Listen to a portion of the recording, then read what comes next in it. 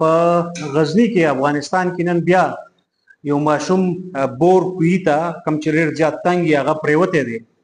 ماشوم خو ژوند د لاسه ورکړی دی، خو خبرونه دا دي چې 3 کسانو د بچ کولو په کوشش کې هم ژوند د لاسه ورکړی. یو خو د خدای تعالی ظالمان په پښتونخوا کې په افغانستان کې په دې بدنصیبه خاوره کې نور مرګونه لږ دي چې خلک په کویانو کې هم ځان وژني. یو چې کلم د بور کویه کېږي یا هم کویه کېږي نو پکار ده چې په هغې باندې سر کېښودی شي. نمبر 1. او بله خبره ده چې زمونږ د ریسکیو ټیمونو سره پکار ده چې هغه ربوټ وي، کم ربوټ باندې چې کمپیوټرایز اپریشنز کېږي د هغې ډېر په اسانۍ سره که ماشوم یا سسیز کوي ته یا تنګ ځای ته ورپرېوځي نو د هغې د راوچتولو دپاره ډرون وي یا ډرون ربوټیک وي او بیا هغه د موبایل باندې هم اپریټ کېږي. که تاسو پورې ژبې ساکسونه ولګوم په هغه باندې هم اپریټ کېږي، په کمپیوټر باندې هم اپریټ کېږي. نو دا هم ده چې اول خو خلک پکار ده چې دا سر پې کېږي او که نږدې پې نو باید بیا د ریسکیو او د ریلیف اهلکار